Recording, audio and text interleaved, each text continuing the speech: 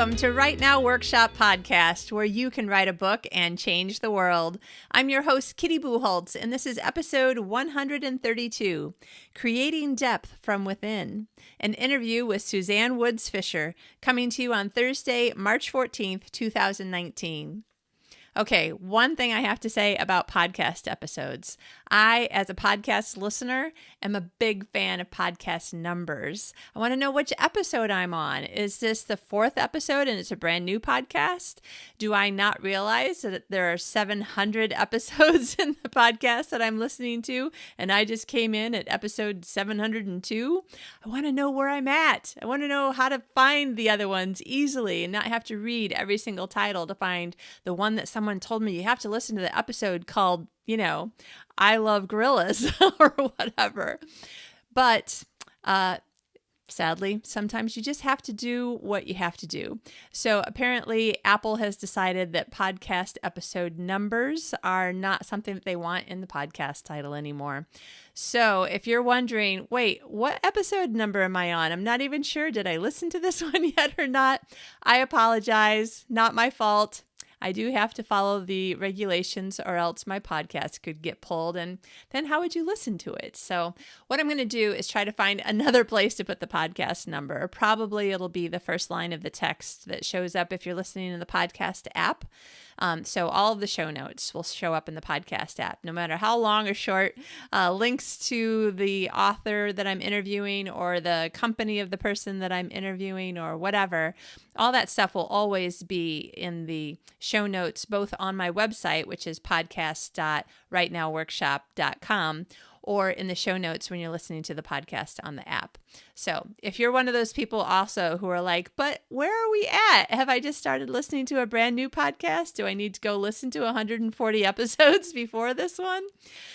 Now you know, you and I can rest easy. But in the meantime, this will be the first episode that I'm moving forward without putting the number in the title. That being said, the title of this episode is very interesting to me. It took me a few minutes to try to figure out what should I title this, because this is the second time that I got to talk to Suzanne. And she just has this depth and richness to her that is no doubt at all how it ends up on the page, because you can see it and hear it when you're talking to her. And so of all the things that we were talking about during this particular interview, I was like, you know what? It's really about depth of story and depth of character and pulling from the depth of yourself, finding the things in yourself that these are the stories that you can tell really better than anyone else, or certainly better than all of the other choices that you have for different kinds of stories that you could tell.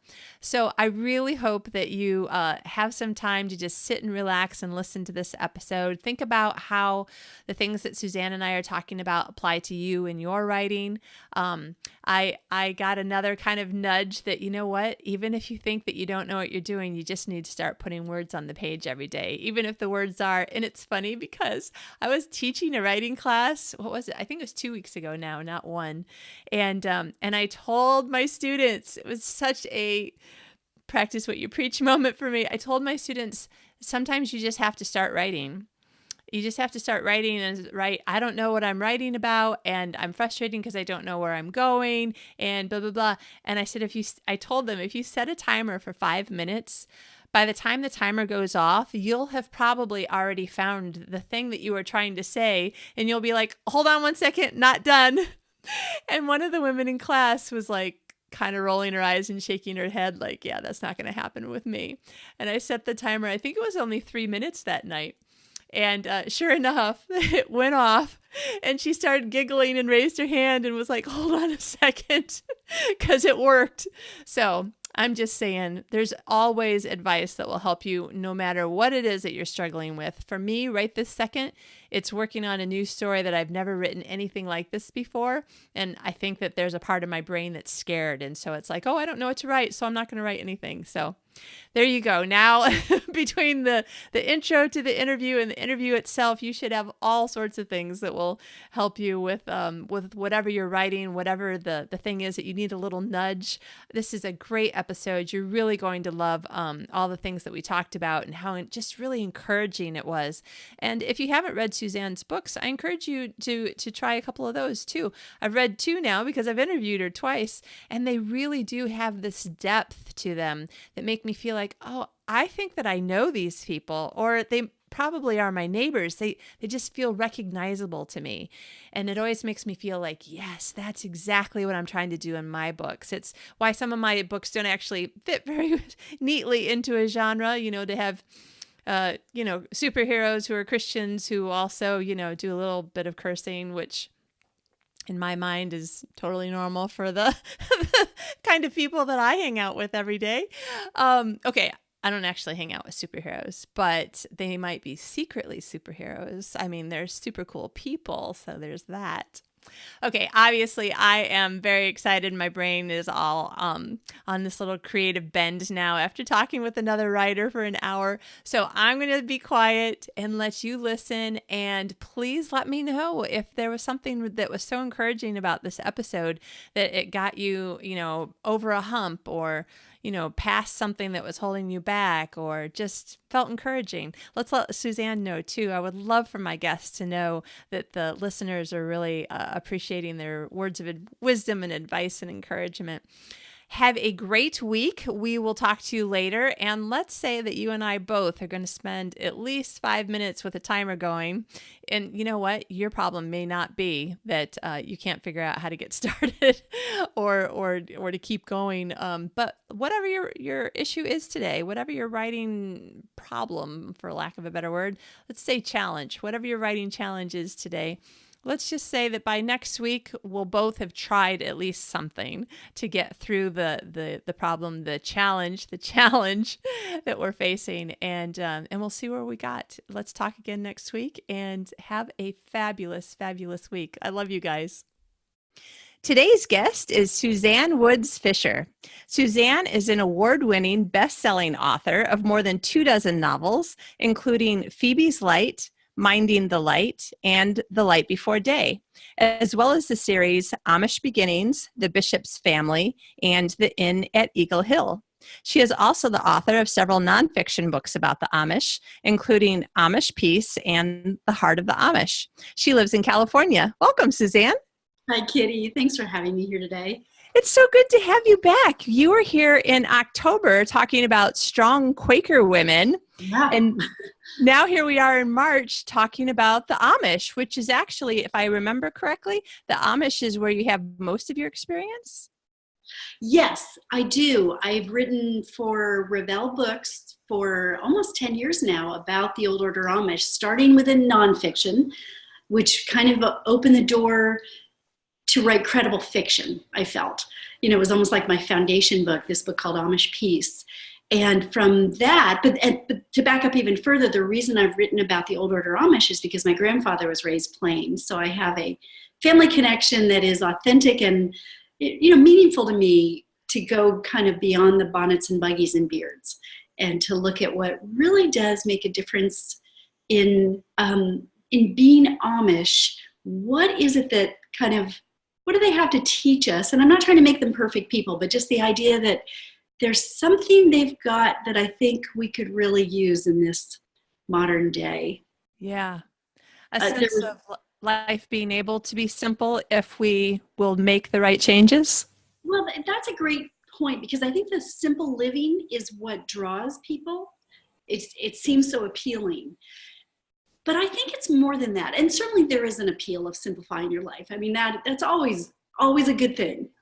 But let me give you an example. In the 1920s, now the Amish are, there's a standalone churches, and there's about 1,900 standalone churches. So every single Amish church has their own church leadership, their own community. So you get a lot of variation because there's not a hierarchy. That's what I think makes it really fun to write about them. And we can talk more about this book that's coming out, Mending Fences, because I took an even different turn there a little bit. but they're so unique and different in their own way, though they share some cardinal values. But in the 1920s, they did gather to make a decision about the telephone, because it was starting to make its headway into families and homes and in the 1920s and the 1930s. And they made a decision at that point that they thought if they allowed a phone inside a house, that it would interrupt family life. Ah. So they do have telephones, but they have them outside in a shanty. And if you drive along the country roads, you'll see them. They almost look like an outhouse. But maybe 3 or 4 families on a lane will share the phone and a message machine, and they just go through, and once a day, twice a day, they'll check messages and make their phone calls. But Kitty, think about that and the fact that it's not that they're denying the technology, but they're putting the brakes on it to preserve home life. Yeah. That's the principle, I think, that they have to teach us. I mean, when you think of the proliferation of smartphones now, and how many times have you been in a restaurant and everybody, they're just glued to the screen. Yeah. I have a 10-month-old granddaughter, and 10 months old, and she knows something about that phone and presses her little chubby fingers on the screen. Oh my goodness. So Wow. Those are the things about them that I love, like to pull into just our ordinary daily life. Simplicity, but really more than that, kind of principles. Yeah. Now, I've only read one of your Amish books, Mending Fences, the one that just came out in February, which is book 1 of, what's the name of the series again? The Deacon's Family. The Deacon's Family, right. Here it is. Oh, yay. If you're watching on YouTube, beautiful cover. I love this cover. And we need to come back to the cover, because I remember that was kind of a new feature, something that was done there. But so the thing that I liked so much about your book, I've read a few other Amish romances for various reasons, either judging a contest or, having a guest on the show or whatever. And they're very nice and they're very sweet. And, it's an Amish romance. The ones that I've read, that's what it is. It's Amish and it's romance. But Mending Fences is not that. It's like a book that is a story of people that you can imagine to be real, people who might live, just a few miles down the road. I'm so glad you said that, because I've always tried to write books that to me reflect the people I've met, my relatives, as well as the connections I've made. So for one example is, I don't do that almost Spanglish. I don't do Penn Dutch and English together, because I don't hear Amish people talking like that. They don't suddenly say "Wunderbar, Kitty." That's just not the way they are. But that is not to criticize other authors, but that's a common part. And so if you don't like that, I feel like sometimes don't sweep my books away, because they're really a different kind of a take on the Old Order Amish, but I hope a genuine one. Mending Fences is actually a story about a young man who has been in other books I've written. The last book, in fact, he was called The Devoted, and his name is Luke Schrock, and he was always on the edge, like always just pushing the envelope. And at the end of The Devoted, his behavior had gotten so out of control that he really scared himself.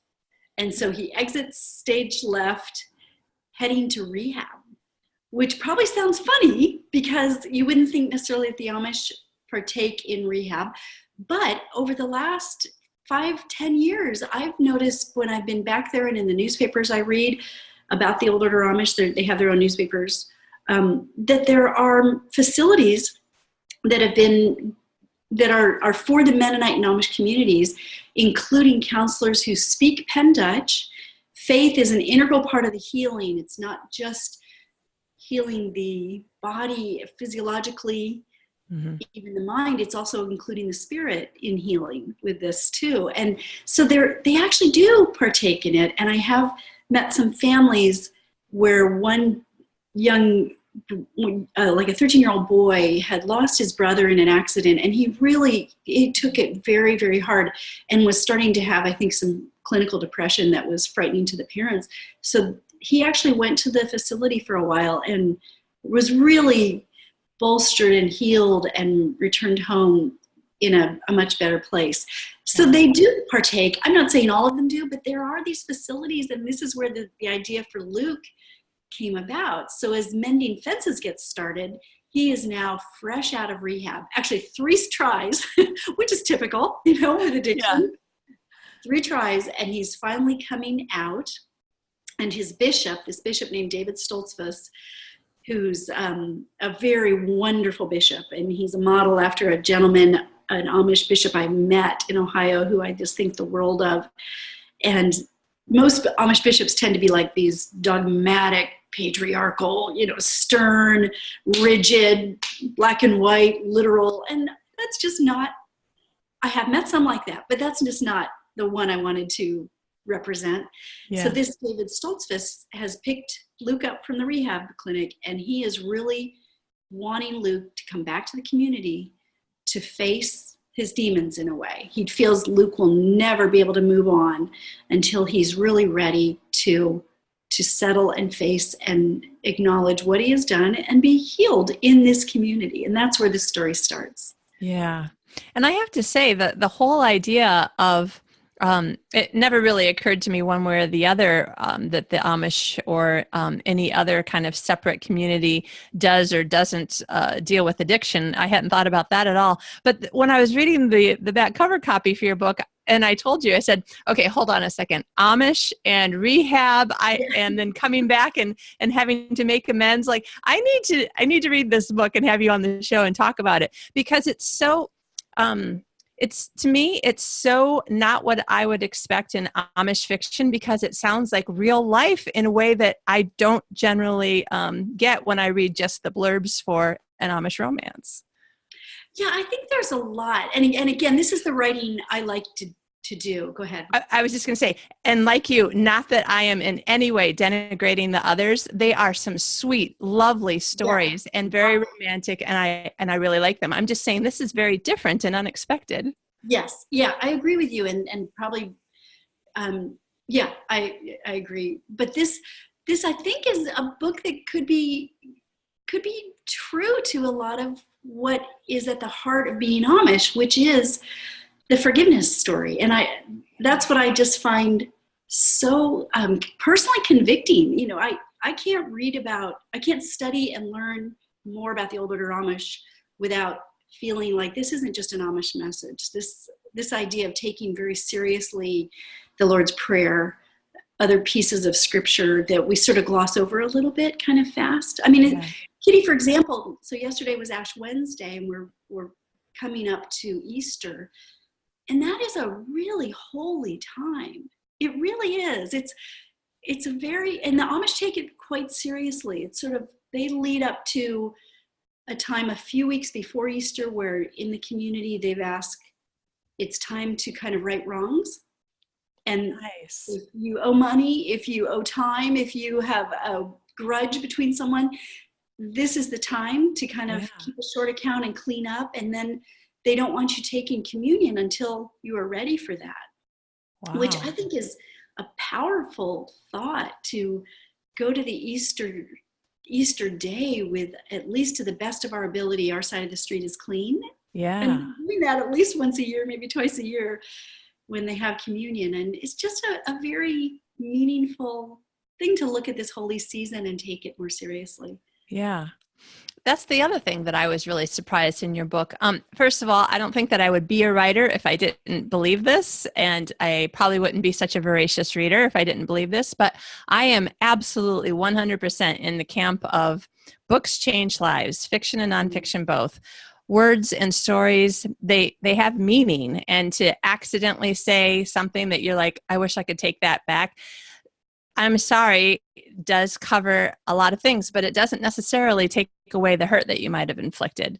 I know that just in married life, sometimes I get so frustrated and then I yell, and then I'm like, I'm sorry, I shouldn't have yelled. And my husband's like, it's okay. And I'm like, it's not okay for me to yell at you when I'm frustrated about something else, But the way that you go so deeply into what the bishop is asking of this young man, not just apologizing. Can you talk about that a little bit? Yes, and I'm glad you brought that up. So David Stoltzfus has brought Luke back into the community, and there is another man, the Deacon of Stony Ridge, and all these books are set in this fictitious town of Stony Ridge in Lancaster County. And Amos Lapp is now the deacon, he's agreed to allow Luke to live on his property, but he has to live in the barn because he's also got a lovely young woman living in the house with, he and his wife are sort of allowing a young woman to come and stay at their home, and he doesn't want Luke anywhere near this young woman. So Luke is sent to the barn, which is, part of the humor of the story as well. But David and Amos together have decided to ask Luke, while he is here, he needs to write down a list of the people he's harmed. And Luke went from mischief, like blowing up mailboxes, all the way to actually causing the death of an animal. Really, he was, like I said, he was getting out of control, and he was scaring himself with his sort of reckless behavior, really lacking empathy. So they want a list of those he's harmed, and he sits down and he's agreed to that. And he comes up with 4 names, and David hands him, no, I think I have 4 pages that I can think of, long list. And not just to ask forgiveness, and to tell them he's sorry, but also to ask, how did this affect you? What did this do to you? And this is the powerful part of it, because this is really, in a way, these were victims, and they're having a voice. They're having a chance to talk. He's really sent to make amends or to mend fences, as the title implies. This is from Alcoholics Anonymous, step 8 and 9. And it's, it's something we kind of don't overlook. We take, I'm sorry, like you said, when you get cross with your husband, it's a little too easy to just say, I'm sorry, or even, I'm sorry you're mad, but to actually say, how did it feel? What did I do? What caused, this kind of problem? Or I don't know. It's just it's a powerful experience for Luke, not right at first, but as he proceeds down his list. Yeah. Because he's surprised. Yeah. He's surprised.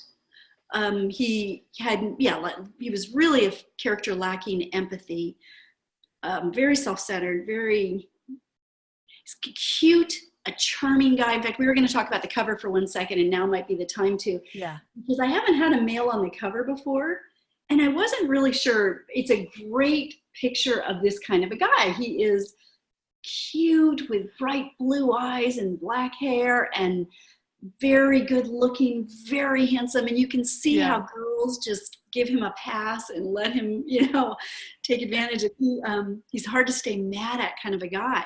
Yeah. So he's had things, there's wounds in his life too, obviously, but he has had a little too much too easily. And for the first time, he's face to face with the other side of how this has felt, especially when, in fact, I think I can say this without spoiling the story at all. There's a moment when some kids actually cause mischief to Amos Lapp's Windmill Farm. And for the first time, Luke sees the destruction, and he's doing the cleanup, and he's realizing that the building that these kids wrecked was the one that Amos had made for his wife long, long ago. And, like all of a sudden, the cracks of light come through into his hard shell, and he's really like a man in the mirror moment where he sees what this feels like to be recklessly, vandalism and just good. Having fun, boys being boys. Yep. So anyway, he does grow and change, not fast. It's kind of slow, but I think he's an endearing character because he has so many different layers to him. Yeah. Not all bad, but he's certainly not all good. And, I thought that was one of the other things that, it's a podcast for writers. So I'm always trying to make sure that we're talking about things that other writers might be able to take as an example or as, a writing tip or whatever. But one of the things that I also really liked about this particular story is that it was believable how incredibly long it was taking him to really begin to learn and care. And then so long, for some people, they forgave and forgot and got over it quickly. And other people, not so much, like Alice. So let's talk a little bit about Alice. Well, there's this character, Alice Smucker, and she's kind of, and this is the Penn Dutch language. If it were German, it'd be Smucker, like Smucker's jelly. But Penn Dutch, it's Smooker, you know. Oh, okay. Sometimes it's a dialect of German, and it almost feels like a circus mirror where everything's a little bit different, you know. So Alice Smooker is considered like dried up and on the shelf. She's in her mid-30s and kind of a fussy bit of hypochondriac kind of a woman. She's in another book as well. And we see her again where Luke has to go and apologize to her because he did something to her a few years ago before he left for rehab, where she was just leaving in her buggy and he threw a snake in her buggy, thinking nothing of it. But it, you know, the horse jolted and went. And for Alice, this was the greatest fear she could ever have. She was so afraid of snakes, so afraid of them. The horse kind of just slowed down right away. So in Luke's mind, and it was a harmless gardener snake. He saw nothing wrong with it other than it was amusing. But for Alice, it was the biggest fear of her life. Kitty, think about that. We all have the biggest fear of our life, you know, something that tips us. And for this tipped Alice into really full-blown agoraphobia. She was so fearful of snakes, she would not leave her home. And he had no idea. He had no idea that he had that kind of impact on her, but he sure did. And he's determined. In fact, he even gets kind of stuck on his list, going down the list, because he's so determined now. It's almost like he's swerving away from being the brush it off to the, I've got to fix this, I've got to make it right. And Alice doesn't want him to make it right. She wants him to leave her alone because she has no patience for him at all. But he's determined. And so little by little, and I actually had to read books about how to get over your fear of snakes. There's a phobia of it. Alice had lots of phobias, you know, highly anxious woman. Yeah. And I found a number of different books. And for example, one of the ways you do it is you start to condition yourself slowly to something you're afraid of. So I have in the book, which was recommended in other books, I have Luke bringing her children's books of pictures of snakes so that just little by little, she can get past the fear and see how intricately their skin is. Or the fact that a poisonous snake has a forked tongue and or eyes going one direction and non-poisonous, it's another. I mean, just little things that are actually, I mean, I'm not a snake fan, but the beauty of that creature, you know, and the variety of it and all, little by little, she started to feel less like just, they're all awful, they're all frightened, because farmers actually use snakes. They can be very valuable in the farm, in the fields and, you know, all that to keep the mice down and, you know, other rodents and all. So snakes are not part of, you know, the farming life. But anyway, Luke, you know, kind of a funny story in that. And actually, Kitty, something really interesting is one of the first reviews I received for Mending Fences came up way before Amazon allowed reviews up. So I don't know how that slipped through. And it was not a good review because this woman doesn't like snakes. That was her whole thing. Was the snakes are not a huge part of the story. They're really a very little one, but it was almost amusing. I thought like, oh, little Alice in the, you know. Yeah. Oh my gosh, it would be hard not to laugh when you were reading the review going, wow, it's like Alice. Yeah, I know. Like, wait, what do you know, there's a whole book here. Yeah. That's all she could see too, was snakes. And there's neat stories. And as you mentioned, there's a number of people he did apologize to who really could take it easily, that took it in stride, you know, blowing up, what did he put, like sugar in a lawnmower, which was something my sister did. And so I learned some, I have two people in my life that I go to for the troublesome teen stuff. You know, that's what they did. So sugar in a gas tank is a bad thing. And the Amish are they mow their lawns a lot. They are very fastidious with their beautiful yards and gardens. And so this ruined one family's lawnmower, but they actually took it as, hey, you actually did us a favor because we just got one of those hand mowers, not the gas, and we've got our sons starting to mow the lawn. My husband didn't have to anymore. So, you know, there were moments that were not terrible.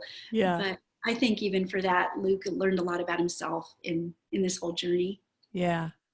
Now, so you've got several characters. I don't want to give away any of the storylines or plot points, but you've got several characters who have got a lot going on in their life. So we've already explained a lot about Luke.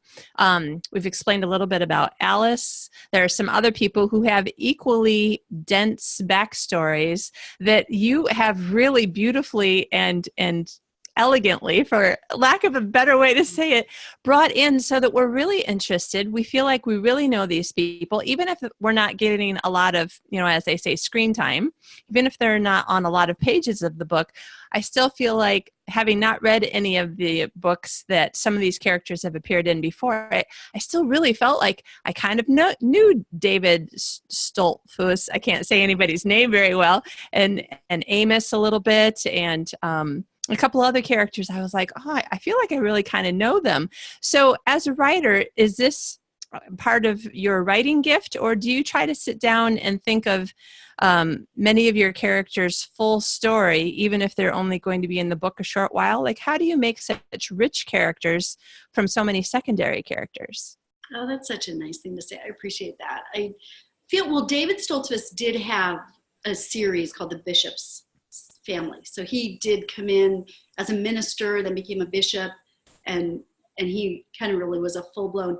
But what's interesting about David in this series is his story kind of is finished. Like, in a way, he is a true, strong leader in this community, which wasn't true in the series.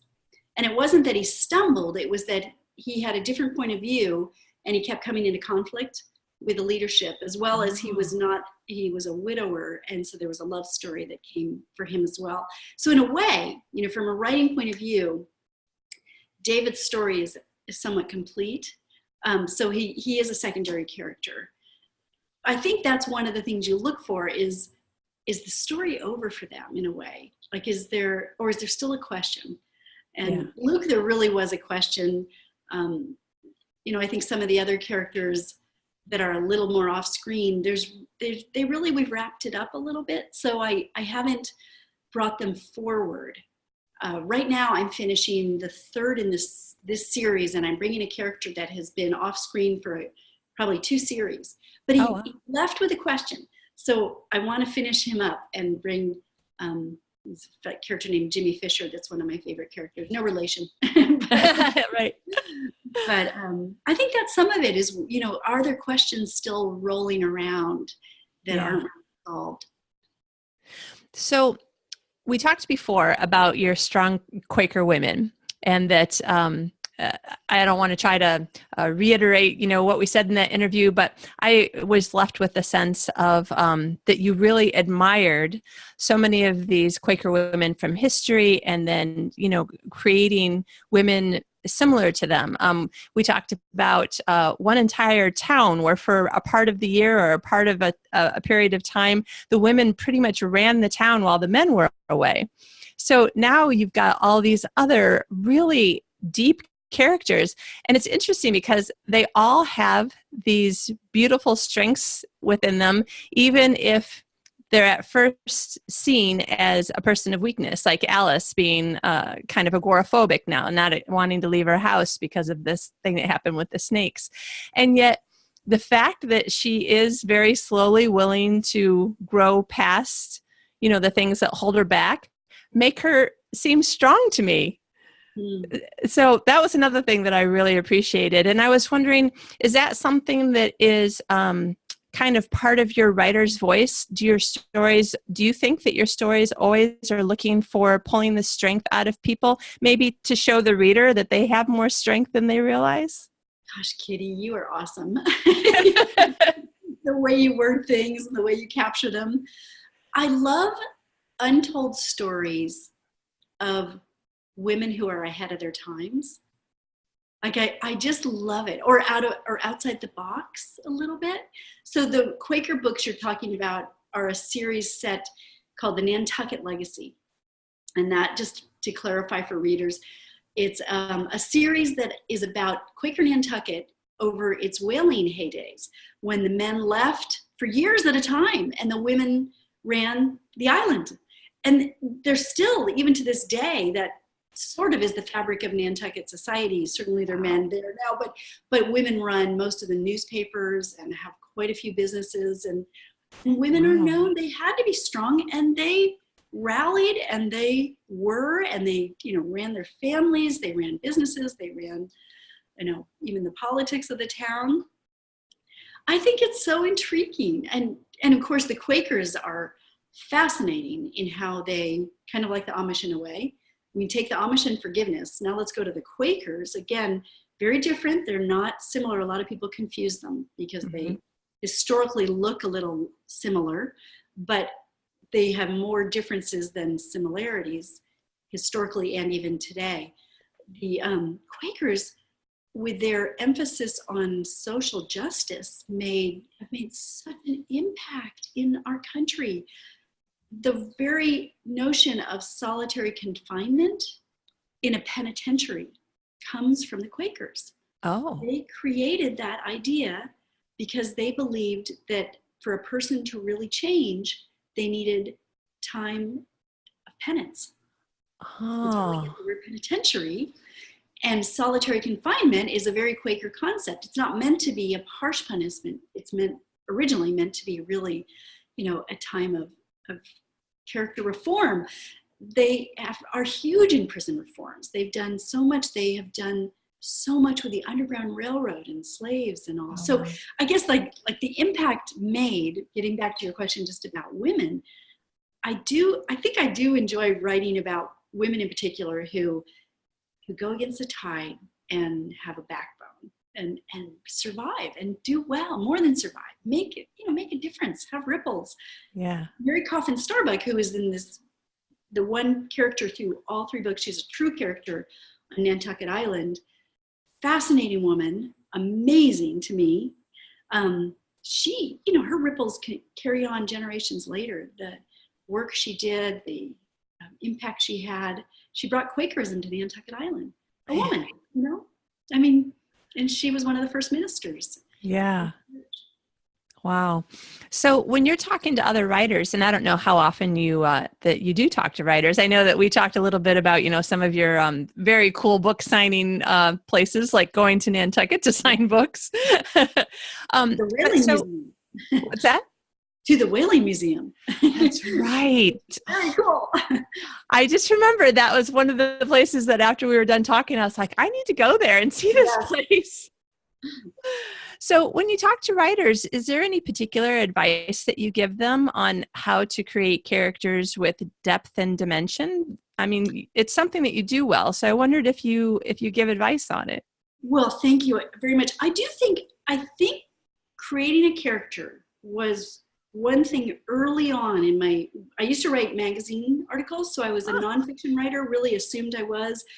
I sort of always had this idea that you had to have the whole story in your head figured out before you could ever write a book, which I've never been able to do ever, so I really encourage people to not feel almost like what you don't know, you don't know. It's okay to kind of just be a beginner and get started.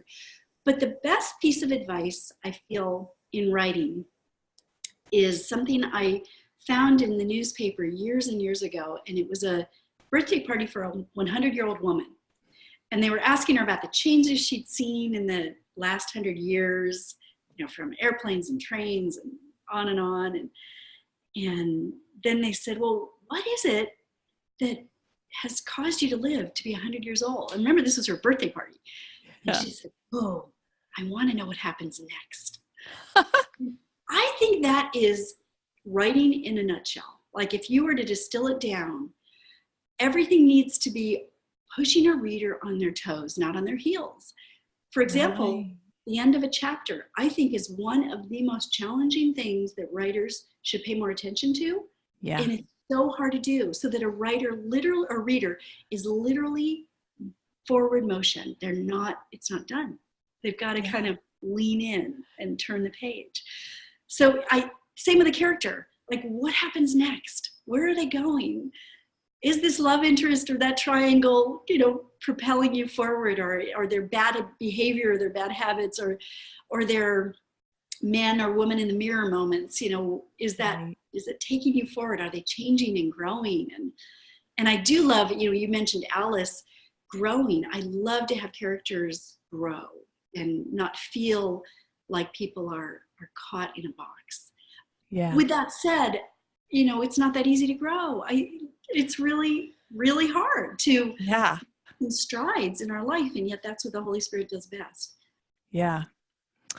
This is such great fun talking to you. I love talking to you, especially about, the characters, the way that you take research plus your own personal background, things that you're interested in, and you just create these other deep new stories. And I love that you have one town and everybody's interconnected in it.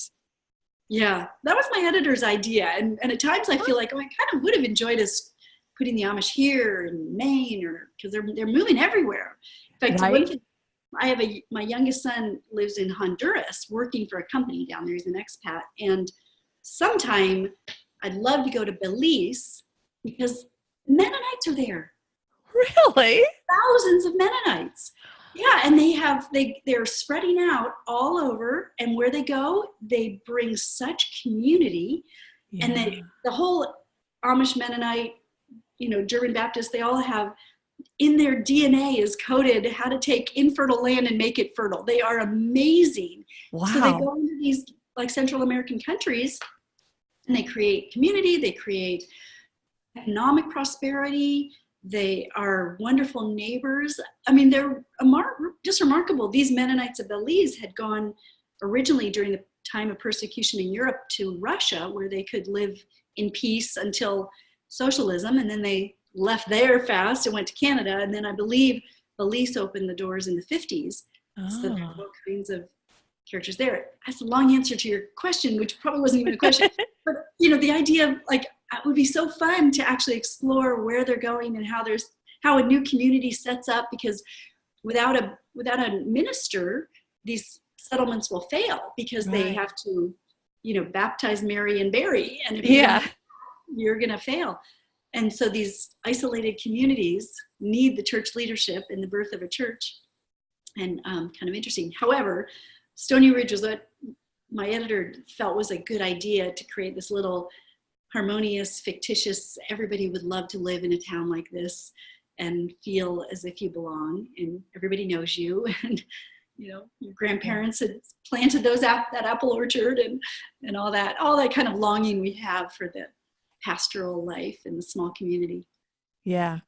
So honestly, now we're getting two people's advice, because this is something that you hear, find something that you really enjoy writing about and write in series, write enough of it that you can create kind of a brand for yourself, for your name, so that it gives you a larger body of work that is for one audience instead of 10 books for 8 different audiences. That's harder to have a career that way. It's harder to build momentum. So it sounds like that's what your editor's idea was to help you to create a body of work that builds a career. Yes, I think the authentic with the older Amish was something she was looking for. And I really credit her. She's a very, very savvy editor and knows the industry well. So that's where the door opened for me. And I feel like when the door opens, where God is calling you, go for it, enjoy, and do your best in that. Now, that doesn't mean, though, that doesn't mean you're only that kind of an author. I think, good writing is something that belongs everywhere, even in your church. I do a lot of writing for our church with community, working with the director of community communications and all. So I think good writing is needed everywhere. Everywhere. Yeah, definitely. Don't limit yourself. Branding is a great thing, and riding a wave. I'm very grateful that Amish fiction genre has been really significant. It hasn't been just a quick rocket and down. Right. But it is a flooded market. When I first started, I think there were maybe 6 to 8 authors.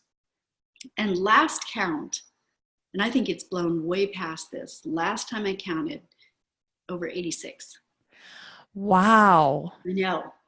And every publishing house, ones you've never heard of, self-publishing. I mean, it's just everybody's jumping to go on it. And I did too, so I can't call anybody, but Right. it is a very saturated market. You know? But then that's another piece of advice. I mean, part of the reason why you were interested in the market, I mean, yes, you saw an opportunity, but you had a genuine interest and personal connection to the kind of story that you would write because of your grandfather. So another thing maybe for authors to look at is what kinds of personal connections do I have to things that are either interesting in general, or there's something else like going on in the world that I could connect the story to that would make it more, what's the word, like more applicable to read now. I think that's a really good point. I mean, when you think of the medical history in your family, and I have a nephew who has hemophilia. I mean, just the things you know and learn about because they are part of your story. Yeah. Can be woven into a book, and you bring it reality. You bring, something that is so significant. So I think I think you make a wonderful point. Like, don't assume you're this when God might be calling you. Like, I had thought I was not a fiction writer until I just tried. And it's amazing that doesn't mean it was the world's best book, but like just the idea that go for it. There's an acronym for FAIL, which I just love. First attempt in learning. Oh, I like that. I haven't heard that one. Isn't that great? First attempt in learning. Yeah. And that trying something new or out of the box or out of where your comfort zone is creating neurons in your brain and stretching you, and, as well as just, it's okay to be a beginner. It's okay to try. It's okay to fail, fail in a way, but to keep at it, keep going, keep improving your craft, keep studying authors you admire and see what do they do that you like? For example, ending chapters where a reader's on their toes. I mean, I would love to have, someday I would love to have a whole workshop on ending a chapter, but it would take so much work, to study everyone who does it well and then try to capture it, because that technique alone is, I think, that would improve all of your writing, because everything's moving forward to the very end. What happens next? Yeah, yeah. I can't think of specific titles right now, but I know that I have occasionally been reading books where about halfway through, exhausted and not able to function as well in my normal life, I would tell myself, okay, when you get to the end of the chapter, read the next 2 pages of the next chapter, because like that was the pattern I was seeing. Like that was the thing, I had to know what happens next. Yeah. And then you're just going to have to stop in between paragraphs and pick it up next time on page 2 of the chapter. I was listening to a talk the other day that said leaders are readers, and that they had done a study of CEOs and found that CEOs read more than the average person by a huge amount. That's right. So one of the things they recommended, and this might help with your thinking because this is what I tend to do too much of, reading becomes sedative reading. It's the end of the day, end of the night. And they said, if you can shift reading half an hour to 45 minutes to a different time of the day when you are alert, you will read whatever, like a book a week. Break it down in just 45 minutes a day. Wow. 200 words a minute is the average reader, and you will start reading a book a week, which I thought, that is such a great tip. I tend to just read at the end of the night, and I'm just like, it's like a shift,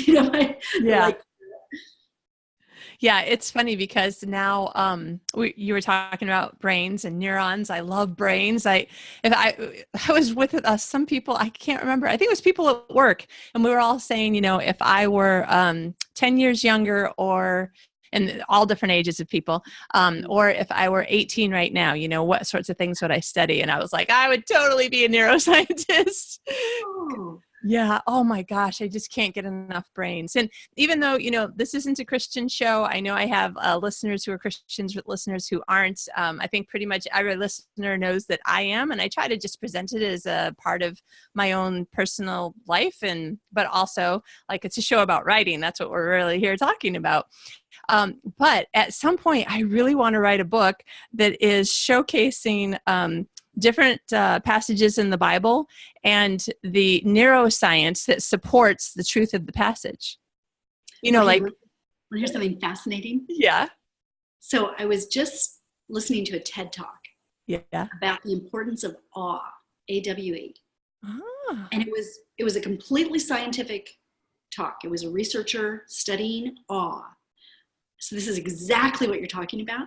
Yeah. And she found 3 things that I think are fascinating. 1, when you are caught in a moment of awe, and let's think of you in Sweden with the Northern Lights.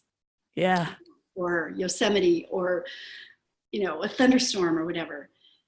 3 things happen. 1, you feel small, you feel insignificant, and you feel good. Interesting. Positive emotion. And all of a sudden, daily life drops down, and you are caught in something bigger than yourself. And this, again, this is science. This doesn't have to be, but it's so biblical because, Kitty, this is going to be our heavenly experience. To think we are worshiping God, small, insignificant, and so right. Yeah. Right where we're meant to be. Just caught up in this wonderful feeling of, oh my goodness. That's a really interesting way to look at it, that when we get to heaven, worshiping God might be like watching the Northern Lights or standing at the edge of the Grand Canyon or looking at the 1,000-year-old tree in the National Forest. Yeah. That's pretty amazing. Isn't that cool? There was something in Yosemite. I'm from Northern California. And in Yosemite at the end of February, if all conditions are right, which they happen to have been this year, but years and years go by where it isn't, if there's enough water flowing, and if the skies are clear, for about 6 minutes a day, the sunset hits a waterfall called Horsetail, and it looks like it's on fire. It's called a firefall. You could Google it or YouTube it. It's stunning. I mean, just people come from all over the world to try to get to sight of this firefall. Wow. It is astounding, Kitty, to see this. Literally looks like fire coming down. And it occurred to me, talk about awe. Like, this has been there for thousands of years, and probably Native Americans saw it at points. And then another decade would go by where it was just a rainy, cloudy, snowy week, and they missed it. Yeah. But just for nature, just for the creation and worship of God, all nature sings. And I don't know, I just thought that was such a beautiful. Oh, that's amazing. Oh, wow. And you're sitting there, with this fireplace behind you. And I'm just like, oh, there's just such a sense of comfort and awe and comfort and pushing boundaries. Like, these are the things I want to be in my stories. And I think the times that I get stuck and I'm just like, what am I doing right now? Like, I'm kind of thinking, I'm not really writing. And I'm just like, cause I can't quite get the awe and the comfort and the pushing like all onto the page in the right way yet. Oh, that's part of life, like writing. I mean, I think I call it like, I try to hit a word count every day, no matter what. Yeah. It's not always good, but sometimes it is, but mostly not, but it does advance the plot. Like, you're just advancing the story, even in your head. It's just subconsciously, the story's kind of settling in. Yeah. Things kind of take you in different directions, and all of a sudden it's like a spark, and it's like, yes, I got it. I got what I need. But it doesn't come just by sitting there. See, and that is part of the reason why I'm doing the podcast, because somebody will say something like that probably a whole bunch of people listening are like, you're right. And I know that. And now I'm just going to go back and do the thing that I know is the right thing to do, which is just keep putting words on the paper until I have that aha moment going, oh, this is what I meant, and not worry. I don't know why. There's something about my personality. I'm always like afraid of waste. I'm afraid of wasting time, wasting words, wasting these pages and throwing them away. And I think that I just need to like decide to switch my mind to a different direction and think of it maybe as joy of discovery or something like that. I think of it as piano scales. That's a good one. I totally get that because, Yeah. oh my gosh, I practiced so many hours when I was a kid. Yeah. Mm-hmm. Yeah, just that you're keeping your fingers nimble, Yeah. you know, and that's what's happening as you just push forward with a junky first draft. You know, it's just it's kind of just the piano scales. So I love that. I am totally putting that in the show notes so that if anybody's reading, they're like, piano scales. Yes. Yeah. Yeah, it's not wasted time. It's good. Yeah. Yeah. Okay. I could talk to you all night. I know it is night for you. That's right. Yeah. It was daylight when I started talking to you, but now it's the darkness has come, but it's coming a little later every day. So that's yes. good. I know. In fact, the saddest day of the year for my husband is like June 21st and 22nd. No, it was here and it's gone. Well, maybe sometime you guys can come over here and he can have like a 22-hour day and be really happy. Yeah.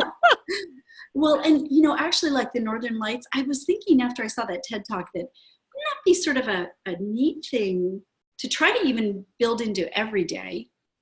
Or at least as you're planning vacations, that you are seeking awe, you know, whether it's the Northern Lights, which would be a huge bucket list, or whether it's even listening to a certain piece of music that is, you know, one of those like Sheep May Safely Graze by Bach, where you just kind of, you're just kind of caught in that moment. Music is a wonderful, awe-inspiring thing, but it can be part of every day. Sometimes looking at the tiniest flower or a bumblebee. I mean, it should be something we strive for. Yeah. Each day have a moment.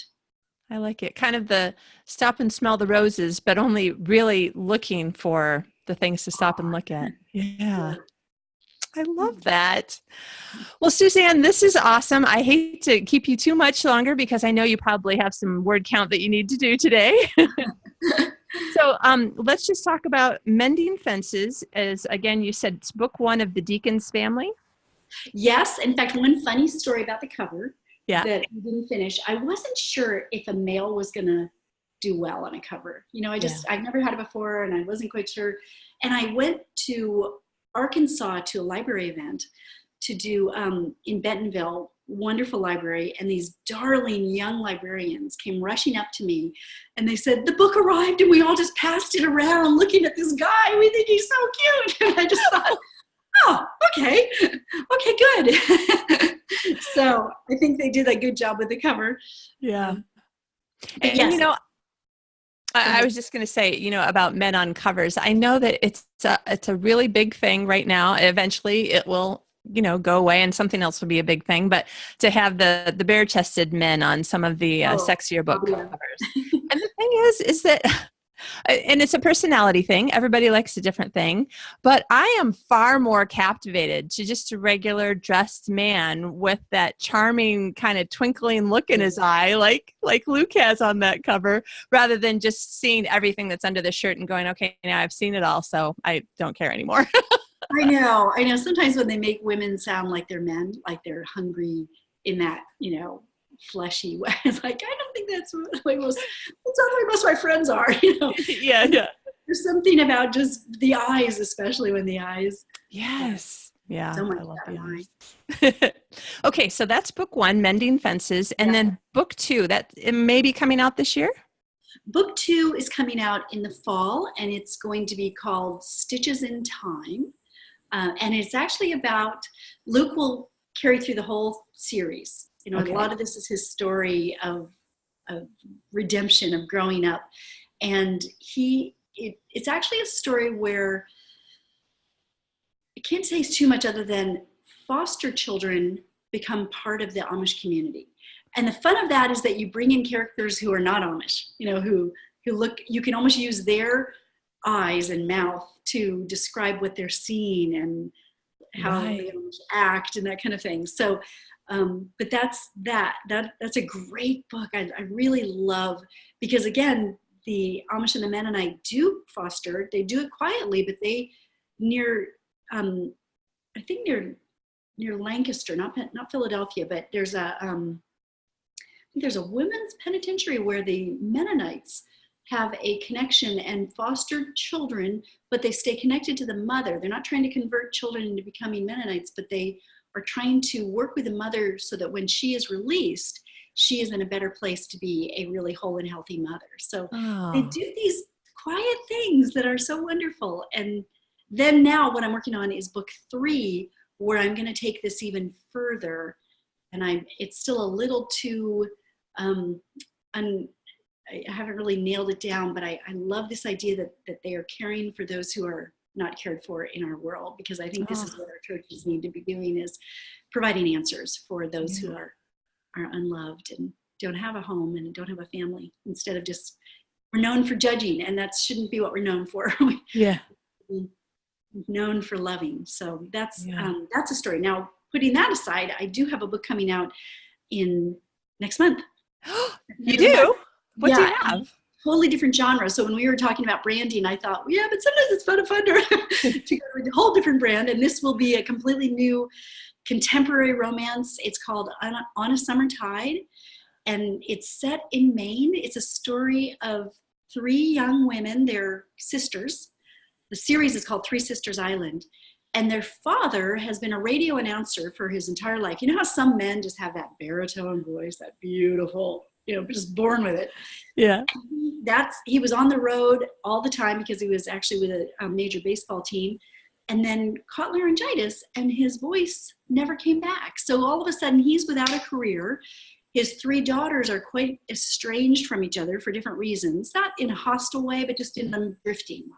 Yeah. And he feels, we've got to make a change. Something has to happen. And he ends up buying this bankrupt little island off the coast of Maine with the big idea of bringing his family together.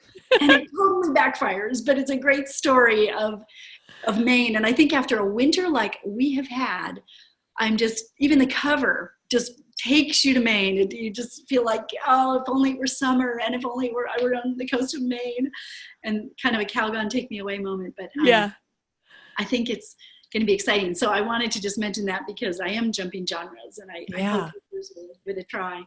Nice. Okay, tell us the name of it again, and do you know the exact date? Yes, April 30, and it's On a Summer Tide. Wonderful. And is it standalone or part of a series? Part of a series called Three Sisters Island, and each sister will take a turn as the main character. Right. That makes sense. Duh. Just very different, But one of the things my editor wanted me to do is to take the same idea of the characters, the quirky characters, and the community and the small town, and take it into a contemporary look. So if you like that, I think you'll love this. It's a lot of the same without the bonnets, Nice. Oh, wow. All right. This is super exciting. So listeners are probably going to want to know more about you and your books. Where's the best place or places to find you online or in person or wherever? So www.suzannewoodsfisher.com, and I'm try to answer my own mail within 24 hours as often as I can. If I get behind, it's unintentional. It's just a snowball.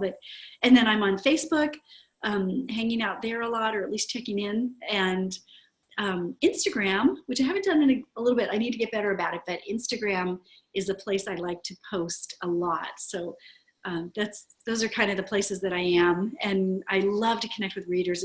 I type in a tiny little laundry room with 2 big dogs, and it's so neat to just like face to face with you, even though we're probably 9,000 or 10,000 miles apart.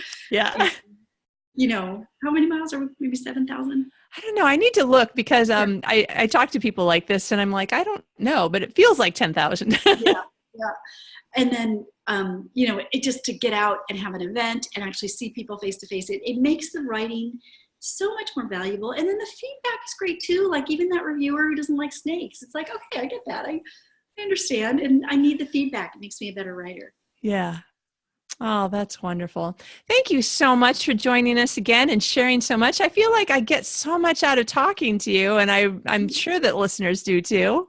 No, Kitty, you have a wonderful way with words. I can see why you do well at what you're doing, both, and that's not easy to be both, the interviewer and then have the gift of writing too. It's often one or the other. But you, I think, have both. So thanks. Thank you for that gift. That is so kind. Oh, well, thank you. And let's talk to you again when you've got, one of you. I'm going to have to give some other people a chance to be on the show, but I can see you being one of my people that's on a lot. So we'll have to pick one of the other series and bring you back again. I love it. Thanks, Kitty. Take care.